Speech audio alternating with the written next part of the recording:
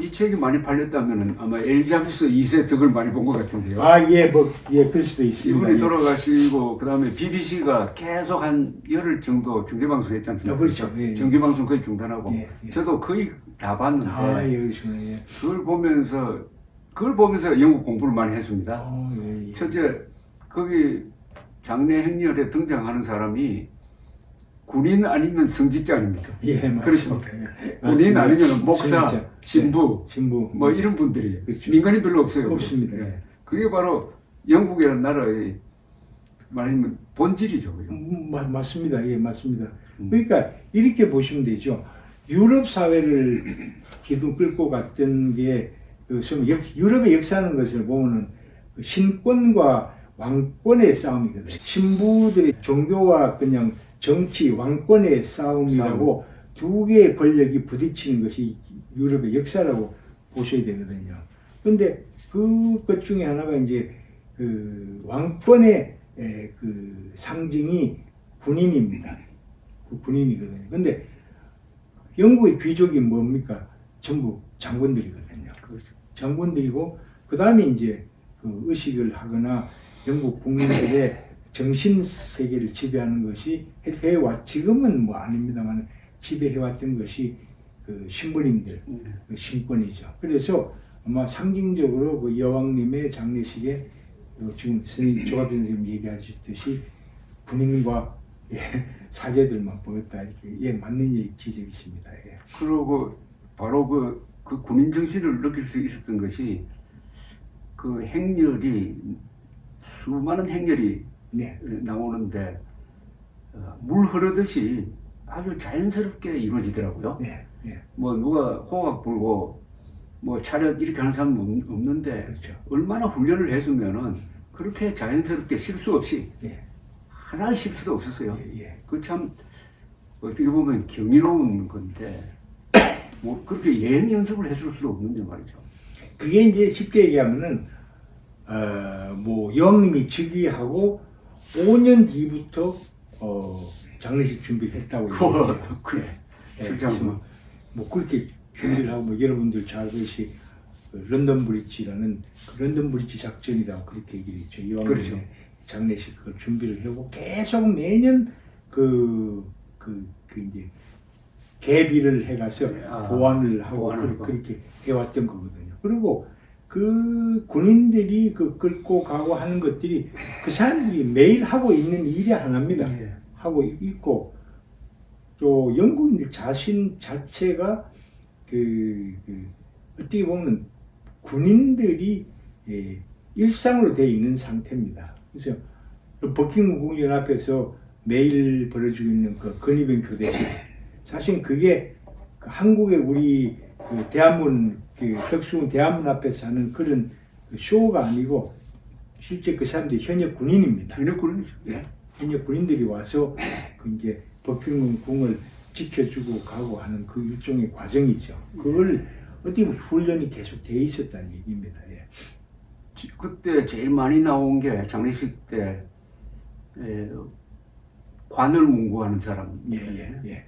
그다음에 그 근위연대, 예. 근위연대가 쭉 하여튼 그 여왕 옆에 딱 붙으면서 장례식 끝까지 행동했는데 이 척탄연대라고 불리더라고요. 척탄연대. 예. 척탄연대의 그게 중대가 그래요. 중대. 예. 중대인데 명예중대장이 여왕으로 되어 있더라고요. 네. 그리고 명예대령이고. 예. 근데 그 부대의 역사를 보니까 찰스 1세가 참수형을 당하고 찰스 2세가 유럽을 떠돌잖아요. 네.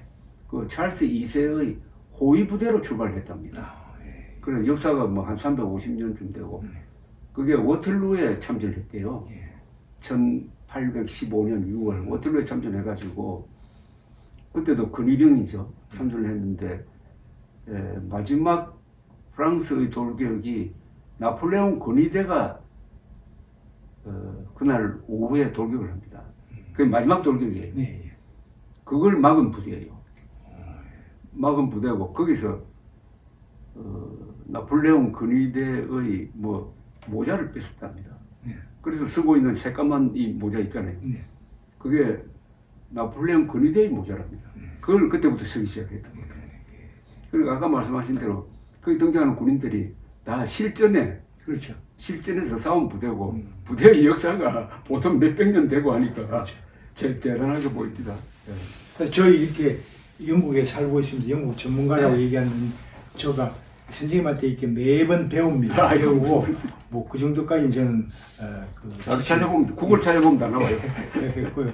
민재성에 가시면은 좀 바뀌긴 합니다만은 요즘 있는지는 모르겠습니다만은 얼마 전까지는 그 궁에 가시면은 그 전시하는 그 전시창 안에 그 워터루 전투에서 뺐었던 그 나폴레옹의 그 만토와 칼과 그런 것들이 전시가 되어 있었습니다. 되어 있었고, 그 다음에 이제 그 센트 조지 홀 옆에 있는 조그마한 방에 거기에 그 의자가 하나 있었어요. 의자가 있는데 그것도 워터루에 서 있던 참나무 한 그루를 제일 큰 나무를 잘라서 만들어서 의자를 만들어 가지고 참전을 했던 오스트리아하고 이런 데서 갈라서 가졌다는 그 의자가 하나 있었습니다. 그리고 그런 거 보면 참 영국인들 프랑스를 자극하기 위한 거 참 많이 가지고 있습니다. 그리고 또 하나는 재밌는, 혹시 민여성을 가실 일이 있으면 꼭 찾아보실 그 조각조닷컴 그 시청자 여러분들 꼭 찾아보실 것은 거기에 보면 같은 방에 넬슨 제독이 트라팔가 해전에서 총 맞아 죽었던 우리나라의 그 이순신 장군과 같은 넬슨 제독이 총 맞아 죽었던 그 총알을 뽑아서 그 총알이 전시가 되는 게 있습니다. 예, 그래서 그거 한번 찾아보시면 굉장히 재밌을 겁니다. 1805년인데 예.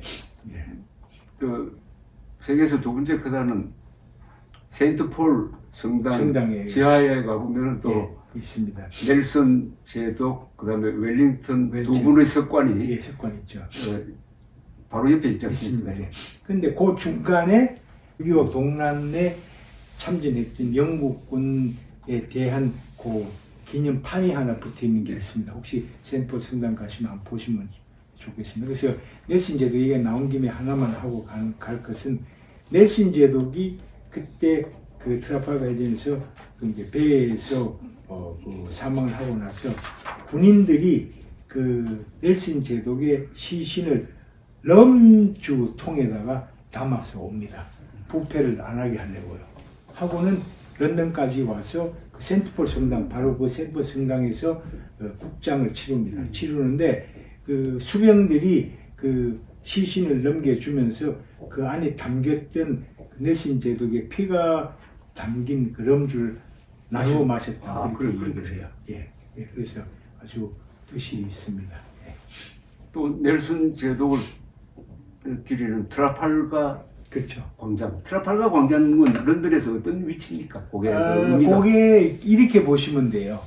그 트라팔가 광장의 가장 중심에 있는 중심이 전국의 거리를 측정하는 기준점이 됩니다. 기준점. 원표입니다. 그래서 영국인들 사이에 그런 말이 있습니다. 언젠가는 트라팔가 광장에서 한번 만날 거다라는 말이 있습니다.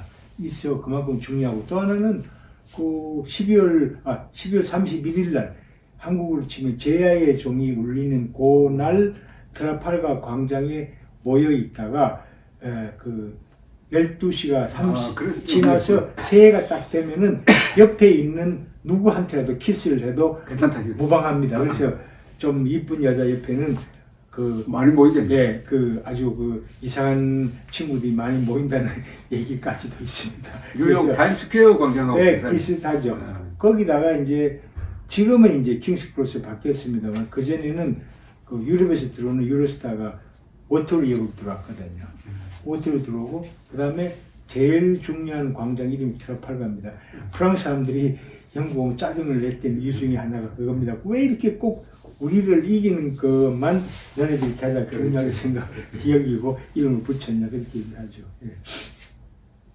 그런데 이 책에 그런 내용이 있습니다만은 트라팔가 광장 넬슨 광장이라고 하지 않고 트라팔가 광장이라고 예, 했든지 해가지고 이 기리는 대상이 개인을 용시하는 건 별로 없다고 영국 사람들이 전통 속에서 없습니다. 예.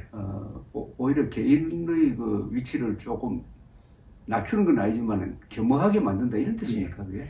저는 그렇게 봐요. 그거를 뭐냐면은 영국 총리의 집은 미국 백악관 같이 그렇게 거창하지 않습니다. 그렇죠. 않고 아주 그 영어로 친구들이 잘 쓰는 말 험불하다, 겸손하게 이렇게 진심을 담아서 겸손하다 이렇게 얘기를 하는데 마찬가지로 왕 이외에는 개인을 기리는 것은 가능하면 피하죠. 영국 사람들. 예, 그래서 예를 들면 히드로 공항 같은 것이 뭐 샤를로 드골 공항이나 존 F 케네디 공항 이런 식으로 안 붙이고 그 지명이죠. 예, 그냥 지명입니다. 지명이고 영국에서는 개인적인 어떤 이름에다 붙이는 경우는 참 드뭅니다. 예, 드물고 또 그다음에 그건 물론 이제 길거리 이름에 보면은 개인 이름이 들어간 경우가 많습니다. 그거는 그 지역을 개발한 귀족의 이름을 붙인 것이지 그 귀족을 기리기 위한 게 아닙니다. 그래서 영국인들은 굉장히 어떻게 보면은 경계를 합니다. 개인의 숭배를 하거나 개인을 영우시하는 거예요. 그 역사적인 배경이 저는 크로멜 때문이라고도 생각을 해요. 올리버 크로멜이 그 찰스 1세를 목을 치고 찰스 1세 목을 치고 공포 정치를 10여 년간 했던 그 기억의 공포의 기억이 영국인 사회에서 아직도 남아 있습니다. 사실은요. 그래서 그것이 아마 지금도 영국인들이 왕정 정치를 지지하는 이유 중에 하나가 아닐까 하는 생각을 해요. 그래서 아직까지도 뭐 영국은 소위 말해서 저런 경우 미국의 그 어떤 공식 모임에서 대통령이 들어오면은 뭐 영국 미 합중국의 대통령이 들어오십니다. 이런 식으로 얘기 안 하. 영국은 총리가 들어오십니다. 이런 거 안 합니다. 안 하고 총리 들어왔다고 전원이 일어났다가 앉고 이런 거 전혀 없습니다. 그래서 이제 어떤 영광은 다 국가의 상징인 국가의 대표인 왕으로 모여지니까 그 밑에 신하들은 왕보다 더 위로 영광을 받을 수 없다 이거죠. 그게 아주 참 그렇네요. 그리고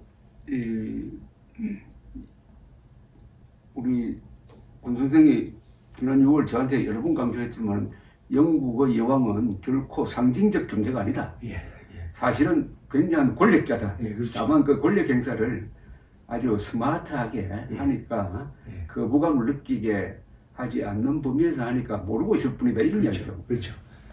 예를 들면은 유럽에도 왕이 제법 많이 있습니다. 그렇죠. 스페인에도 있고 뭐 네덜란드도 있고 벨기움도 있고 덴마크도 있는데 그 영국 그 왕은 절대 종이 호랑이가 아닙니다. 역사적으로 영국 왕이 한 번도 공식적으로 서류상으로나 제도상으로 자기의 권한을 물려준 적이 없습니다. 그래서 가장 중요한 것이 그 총리라는 프라임 미니스터라는 그 명칭 자체가 영국 법 어디에도 없습니다. 그 총리 지위에 대한 법이 없습니다.